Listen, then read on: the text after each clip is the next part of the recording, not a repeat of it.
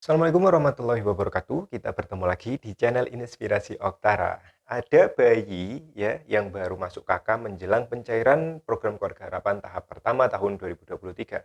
Apakah otomatis bayi yang baru masuk KK tersebut bantuannya akan cair untuk bantuan anak usia 0 sampai 6 tahun atau bantuan balitanya di tahap pertama? Ya, apakah ini akan langsung otomatis bantuannya bertambah sebesar Rp750.000 di tahap pertama? Nah, kita akan membahas hal tersebut di kesempatan video kali ini. Tetapi izinkan saya pertama-tama untuk mengucapkan terima kasih kepada Anda para subscriber channel Inspirasi Oktara. Karena tanpa dukungan Anda tentu channel ini tidak bisa berkembang lebih baik lagi di masa yang akan datang. Selamat datang dan selamat bergabung bagi para subscriber baru ya. Anda berada di channel yang tepat karena channel ini disampaikan langsung oleh SDM pendamping sosial dari Kementerian Sosial Republik Indonesia. Jadi Anda tidak perlu bingung saya siapa karena saya langsung bekerja di bawah naungan dari Kementerian Sosial Republik Indonesia. Jadi insya Allah informasi yang saya sampaikan ini sesuai dengan bidang saya, bidang pekerjaan saya di bawah naungan Kementerian Sosial Republik Indonesia.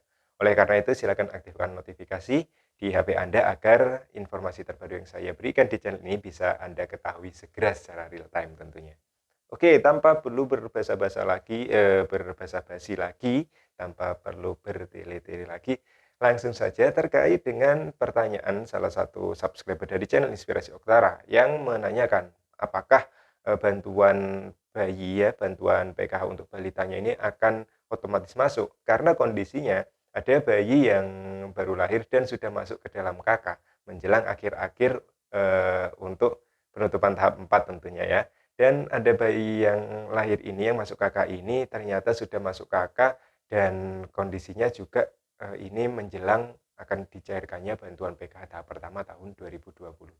Nah, kira-kira apakah otomatis nanti di pencairan tahap pertama beliau ini akan memperoleh bantuannya langsung untuk balita ditambah 750.000 ya? Karena sebelumnya memang kondisinya ini masih memiliki satu anak ya, entah itu SD atau SMP. Oke, yang perlu Anda ketahui, pertama perlu Anda catat bahwa untuk penerima bantuan PKH di tahap pertama tahun 2023 ini tentunya eh, diambil dari DTKS, itu sudah sangat jelas, ya. Yang kedua, untuk jadwal pencairan PK tahap pertama tahun 2023 sampai saat ini kita masih belum menerima pengumumannya. Yang jelas untuk skema pencairannya ini jika tidak ada perubahan, maka otomatis tetap akan dicairkan tunai melalui PT Pos Indonesia. Kantor pos akan datang ke masing-masing desa atau kelurahan atau KPM bisa langsung datang ke kantor pos untuk mengambil bantuannya. Tapi untuk tanggalnya ini masih belum ditetapkan waktunya. Jika nanti ada pengumuman resmi dari Kementerian Sosial untuk tanggal pencairan, tentu saya akan menginformasikan kepada Anda melalui channel kita tercinta ini. Oke, ya, selanjutnya, ya, yang ketiga yang perlu Anda ketahui bahwa bagi KPM yang sudah cair bantuan PK-nya di tahap keempat, ini belum tentu bisa cair lagi bantuannya di tahap yang pertama. Mengapa? Karena meskipun posisi Anda sebagai penerima PKH lalu Anda sudah valid datanya di DTKS, maka tolok ukur bisa cair atau tidaknya Anda di tahap pertama tahun 2023 ini tergantung ada atau tidaknya nama Anda nanti di SK penetapan calon penerima bantuan sosial PKH di tahap pertama. Jadi dengan bahasa mudahnya, bagi yang akan cair bantuannya di tahap pertama adalah mereka-mereka yang dipilih oleh Kementerian Sosial Republik Indonesia. Nah, nama-nama yang dipilih ini akan dimasukkan ke dalam SK yang ditandatangani oleh Menteri Sosial. Jadi, meskipun Anda telah menerima PKH sebelumnya dan Anda masuk ke dalam DTKS, tetapi nama Anda tidak dipilih oleh Kementerian Sosial, maka mohon maaf, berarti bantuan Anda tidak akan cair di tahap pertama. Nah, tetapi harapan kita semoga yang kemarin cair di tahap keempat dan mungkin ada yang belum cair di tahap keempat, semoga data-data Anda sudah valid dan rezekinya di tahun 2023 Anda bisa dipilih lagi oleh Kementerian Sosial dan masuk ke dalam SK yang ditandatangani oleh Menteri Sosial. Harapannya seperti itu ya. Oke, yang perlu Anda perhatikan yang keempat, oke, eh, nama bayi atau nama balita atau nama anak yang baru lahir dan sudah masuk ke dalam KK, tentunya yang masuk ke dalam KK ini sudah memiliki akte kelahiran ya. Ternyata baru-baru ini masuknya di dalam KK, ini bisa jadi bantuannya bisa langsung cair atau bisa jadi menunggu untuk periode salur selanjutnya atau di tahap kedua. Mengapa demikian? Karena untuk proses updating DTKS ini tentunya periodik, tergantung dari masuknya nama bayi tersebut ke dalam KK, ya.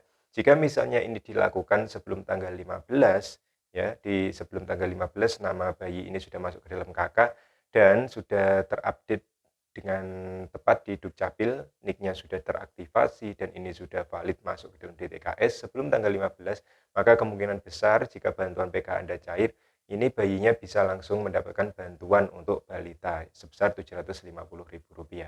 Tetapi jika posisinya bayi tersebut masuk di atas tanggal 15 atau di akhir-akhir bulan, otomatis nama bayi tersebut akan cair bantuannya di periode salur berikutnya, ya. Nah, ini tergantung dari proses updating DTKS yang ada di tingkat kabupaten hingga ke pusat.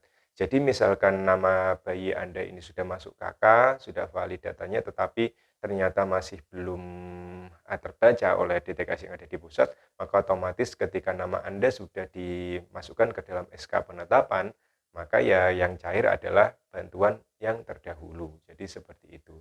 Nah, selanjutnya yang kelima, oke, meskipun Anda memiliki balita ketika kita belajar di tahap sebelumnya, yaitu tahap keempat tahun 2022 yang lalu, sebagian besar KPM penerima PKH ini ternyata bantuan balitanya tidak cair. Nah, alasannya kenapa? Karena hingga saat ini dari Kementerian Sosial masih belum memberikan informasi khusus terkait dengan hal tersebut. Apalagi banyak bantuan yang dirasa kurang sesuai dengan petunjuk teknis sebelumnya, di mana banyak lansia lengkap ini ada 2 lansia, ternyata bantuannya dihitung semuanya. Padahal ketika kita lihat regulasi pertama, ternyata ketika ada 2 lansia, maka yang mendapatkan bantuan ini sebanyak-banyaknya hanya 1 orang saja, hanya Rp600.000. Tapi di tahap keempat ini ada perubahan yang, cukup membuat kami bertanya-tanya, termasuk juga banyaknya balita yang tidak cair. Nah, semoga saja memang di tahap pertama tahun 2023 ini regulasinya akan kembali normal seperti sebelumnya, yaitu terdeteksinya bantuan untuk balita yang sudah masuk KK dan valid di DTKS-nya. Jadi seperti itu ya. Nah, dari 5 hal yang saya jelaskan ini, semoga ini bisa menjadi gambaran kepada Anda yang memiliki balita atau bayi yang baru masuk ke dalam KK. Jadi pertama namanya harus sudah ada di DTKS dan valid ya, di DTKS dan valid.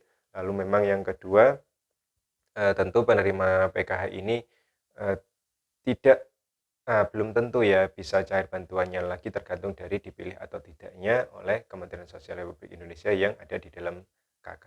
Dan selanjutnya sampai kepada 5 informasi yang saya sampaikan kepada Anda. Oke, semoga informasi ini bermanfaat bagi yang belum merasakan bantuan di tahun 2023 ini. Semoga Anda bisa terpilih oleh Kementerian Sosial sehingga Anda bisa memperoleh bantuan sosial selanjutnya ya. Terima kasih atas perhatian Anda, terus dukung perkembangan channel Inspirasi Utara agar channel ini bisa berkembang lebih baik lagi di masa yang datang. Saya Hiri, wassalamualaikum warahmatullahi wabarakatuh.